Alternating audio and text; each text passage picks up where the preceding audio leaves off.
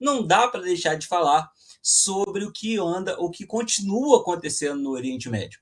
Né? A gente teve aí, tudo bem, que os Estados Unidos conseguiram explodir o Ayatollah Khamenei, que liderava ali o Irã, mas o conflito continua acontecendo, as bombas continuam caindo, e aparentemente, revelado agora pelo jornal britânico, isso está acontecendo porque existiu um grande plano do Khamenei para esse momento.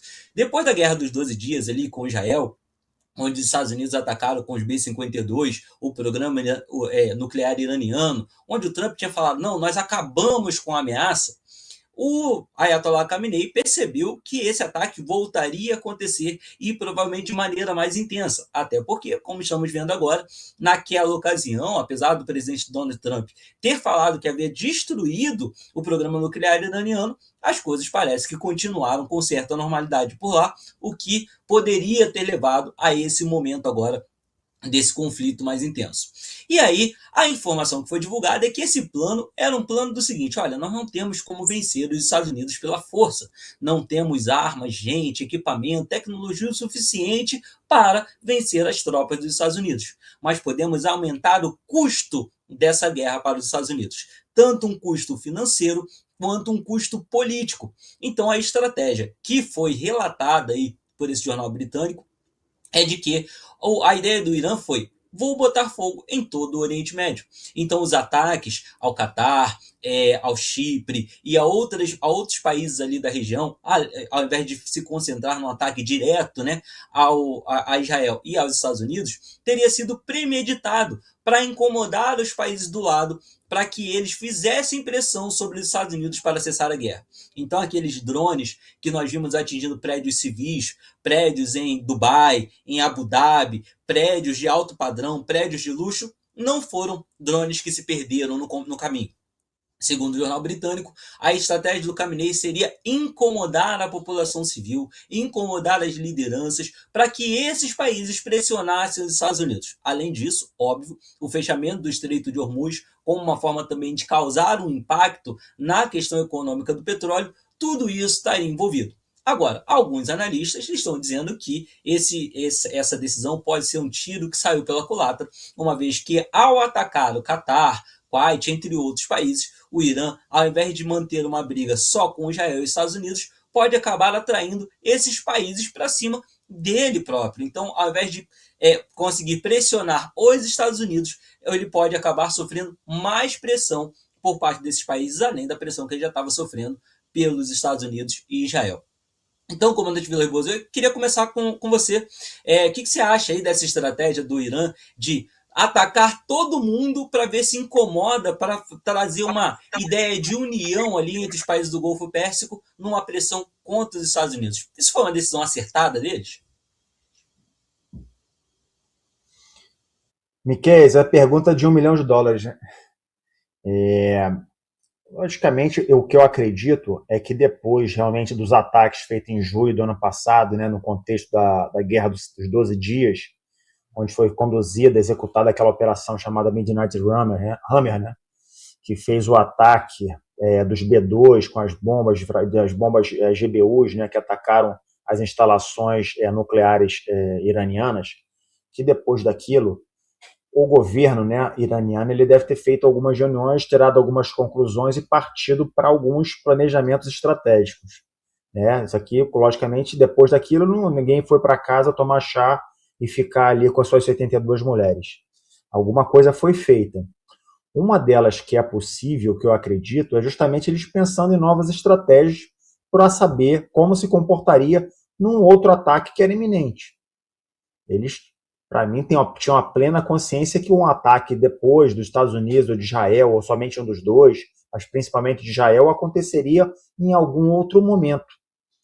Outra coisa que eles também fizeram, raciocinaram naquela época, eu acho que eles tiveram, a partir daquele momento, a certeza absoluta que eles precisavam ter um armamento nuclear. Ou seja, quero dizer que eles já estavam desenvolvendo o projeto, né, sofreram um ataque, mas em vez de recuarem ou partirem para uma mesa de negociação, colocando as imposições, principalmente dos Estados Unidos, e se curvando a isso, eu acredito que eles tiveram a firme propósito, o firme entendimento que dentro da causa deles o Irã precisava ter um armamento nuclear para responder tipos de ameaças como aquela conduzida em junho de 2025. Então, nesse contexto, eles fizeram uma estratégia de como se comportar nos próximos passos, nos próximos meses, de acordo com a escalada da crise que veio culminar com esses ataques agora que a gente está acompanhando pela mídia.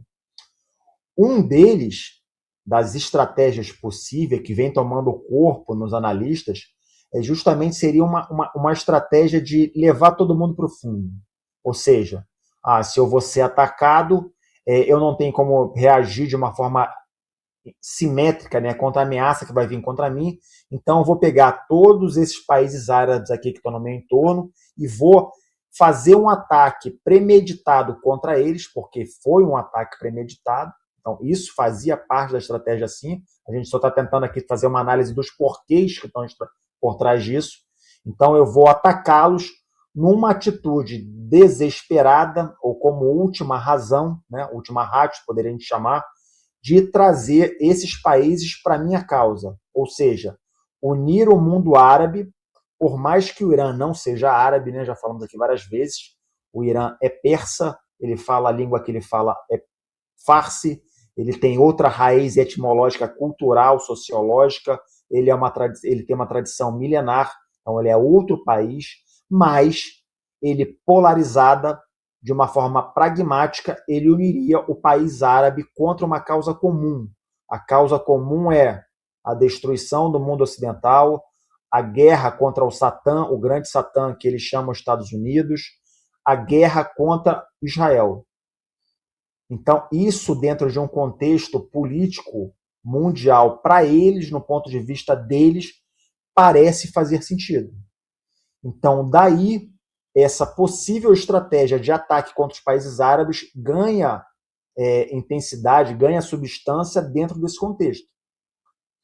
E aí, como a gente também comentou aqui na quarta-feira, a gente observa, tomando como referência os mísseis balísticos que a gente tem como referência de mídia, de fonte aberta, que foram lançados, uma das comprovações dessa teoria.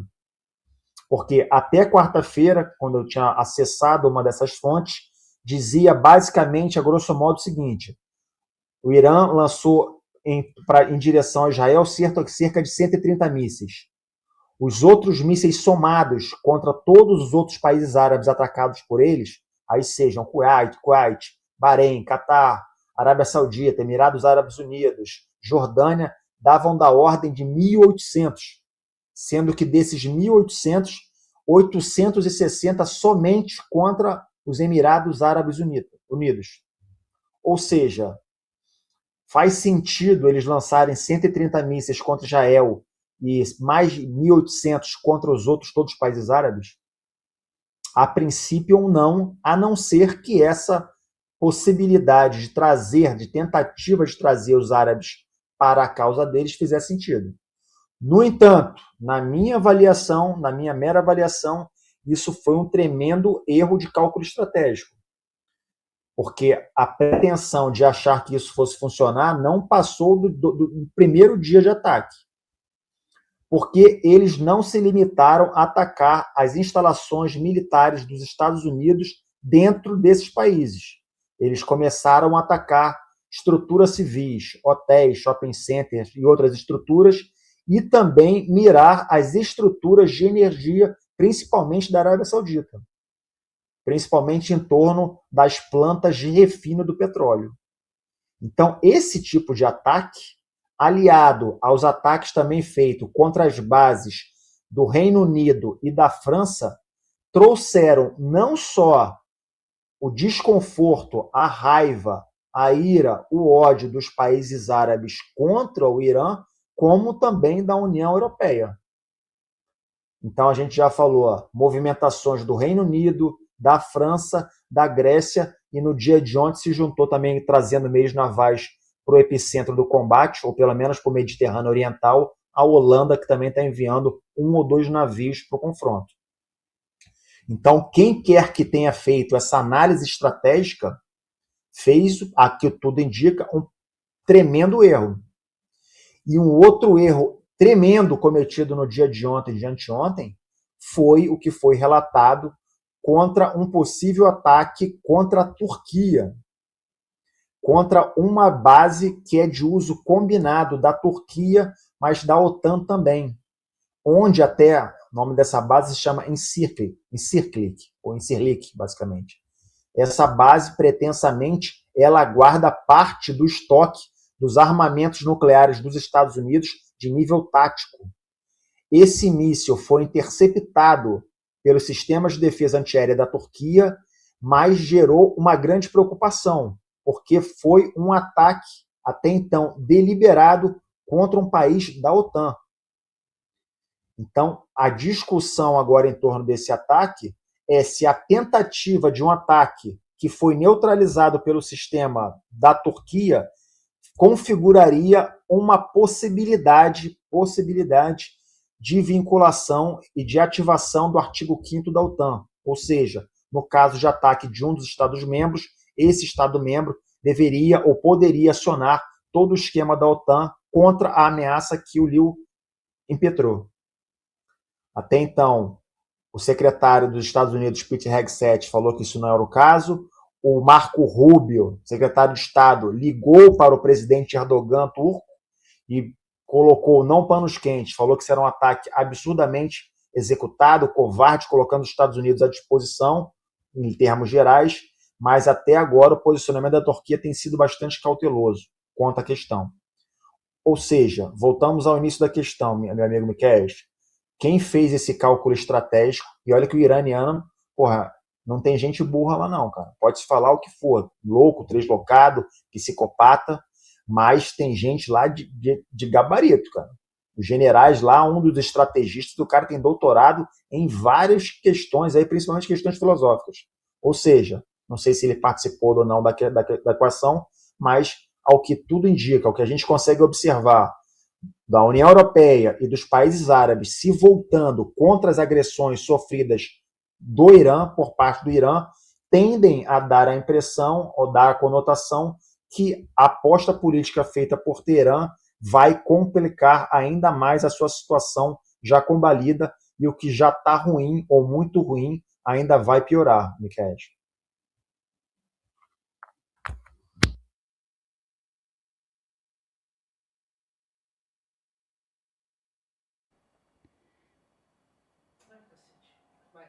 Bem, pessoal, tivemos um probleminha aí com o sinal do Miquel, mas com certeza ele volta daqui a pouco, né, para continuar aí como âncora do nosso programa de hoje e falar Glauber News. Mas pegando carona aí no que o comandante falou, né, a situação da coalizão Estados Unidos e Israel contra o Irã, né? Nós temos visto agora, nesses últimos momentos, algumas imagens de ataques do Irã, né, inclusive com mísseis com munições cluster. Esse míssil ele vem na reentrada e ele subdivide várias submunições, onde amplia uma área muito grande, causando um dano completamente gigantesco. E isso você pode ver já nas imagens nas redes sociais, de uma imagem noturna, onde é nítido as submunições se dividindo do míssil e atingindo Israel, né? E isso já vem acontecendo nessas últimas horas, como o comandante falou, algumas centenas de mísseis atingindo Israel, mas milhares de mísseis atingindo os outros países, que os alvos são, as principais alvos, as bases americanas, inclusive um dos maiores radares dos Estados Unidos fora do seu país, ficava no Kuwait, foi danificado através desses ataques. Então, eles estão mirando todo o apoio, toda a logística americana no entorno. Então, qualquer país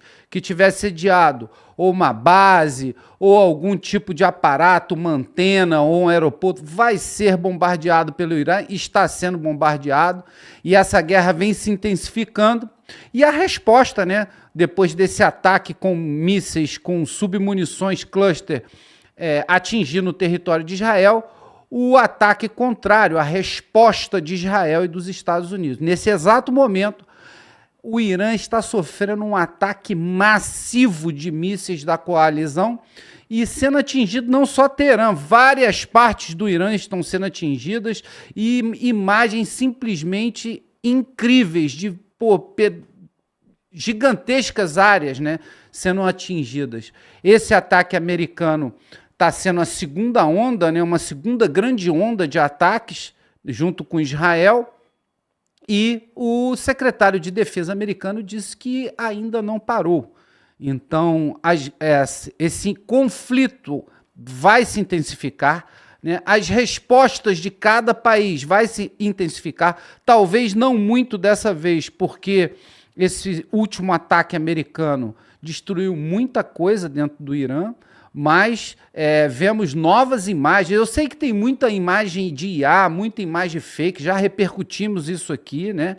Principalmente das imagens dos ataques iranianos, tem muita coisa forjada, mas existem imagens e existe o fato de que Israel sofreu sim vários impactos de vários mísseis e drones iranianos, né? Falamos disso. O Miquel já voltou? Ainda não. Voltou? Mas eu vou continuar aqui, Miquel, depois eu passo para você, só para dar a minha pequena visão sobre o assunto, né? A intenção do Irã de fechar o Estreito de Hormuz aconteceu, realmente aconteceu. Dentro do site que acompanha as embarcações no local, é nítido ver uma área gigantesca dentro do estreito, onde passam apenas poucas embarcações. Essas poucas embarcações já foram identificadas como embarcações russas e chinesas. Então, o Irã fecha literalmente o Estreito de Hormuz, só passando as embarcações autorizadas que já foram plotadas sendo russas ou chinesas. Então, poucas embarcações passando nesse controle que o Irã está fazendo no Estreito de Hormuz. Sobre os ataques, né, que foi dito aqui também pelo comandante Vilas Boas, nos países do entorno, né, nos países ali do Oriente Médio, as bases energéticas principalmente são alvos estratégicos.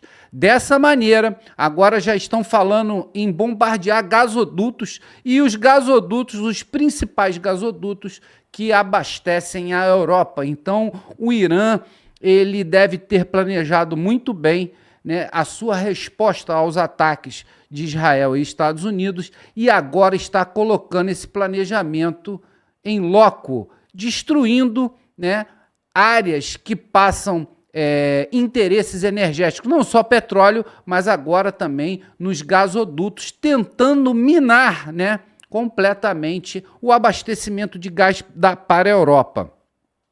E isso a gente está vendo nitidamente em todas as redes sociais. Mas eu volto a dizer sobre a resposta massiva, literalmente massiva. As cenas de Teherã são simplesmente impressionantes.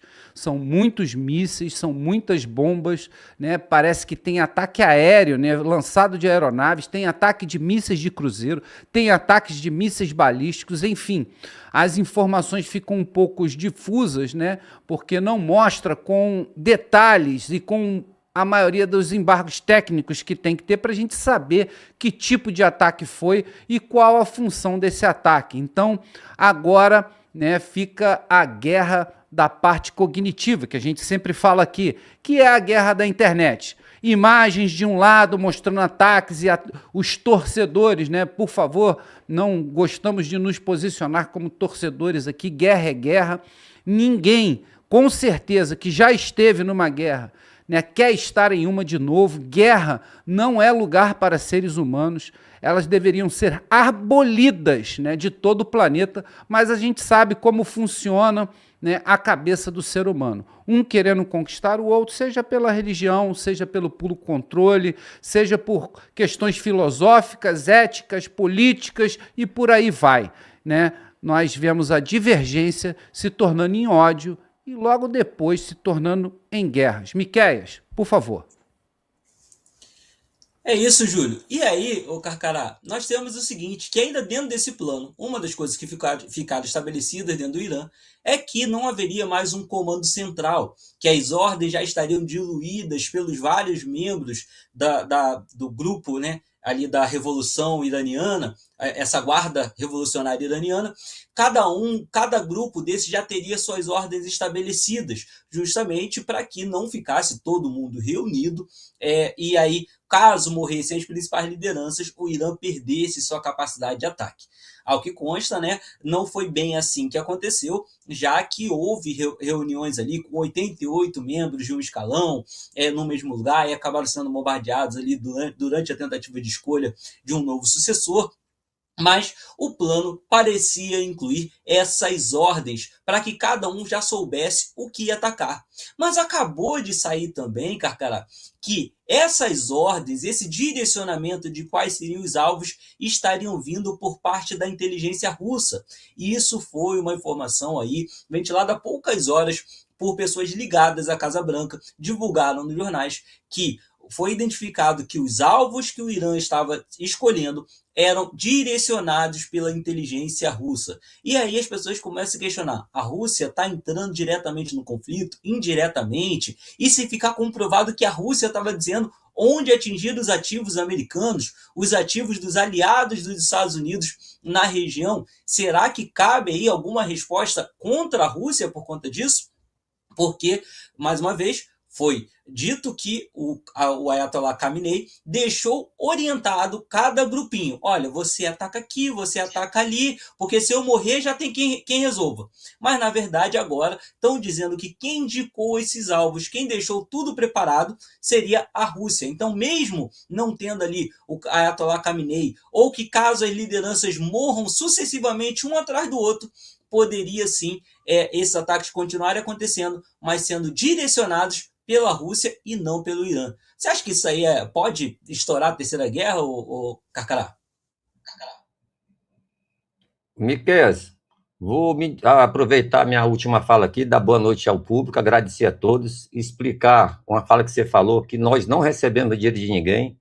A única ajuda que nós temos aqui é quando vocês dão like, que ajuda muito o nosso programa. Nós não temos proteção de judiciário de ninguém, não tem nenhuma rede secreta nos protegendo. Nós fazemos nosso trabalho aqui, somos voluntários para trabalhar no Fala Glauber News, e porque nós temos esse dever de fazer esse trabalho de levar informação ao público, tá bom?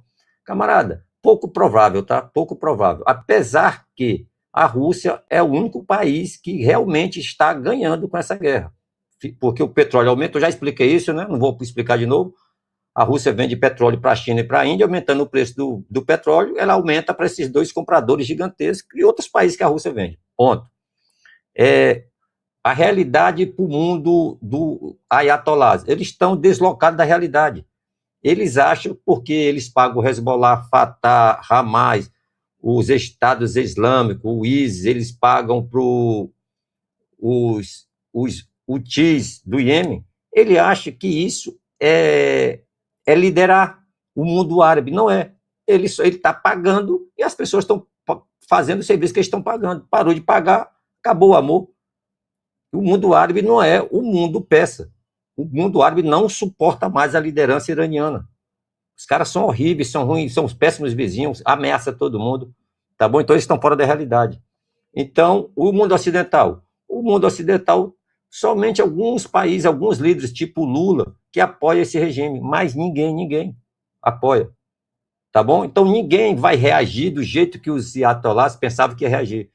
Eu vibrei com a Turquia, levou um ataque, mas segurou ali, o país uma potência muito superior ao Irã em todos os ramos, né? E não quis revidar, não pelos ayatollahs, pelo povo. E o que vai acontecer? A pobreza iraniana vai aumentar, já era um país que está ficando pobre, a chuva não vai chegar por causa da guerra, a infraestrutura quebrada, tudo vai piorando dentro do Irã, e o próximo alvo é Cuba, que por enquanto se safou, mas já está no horizonte de eventos, no buraco negro que se aproxima.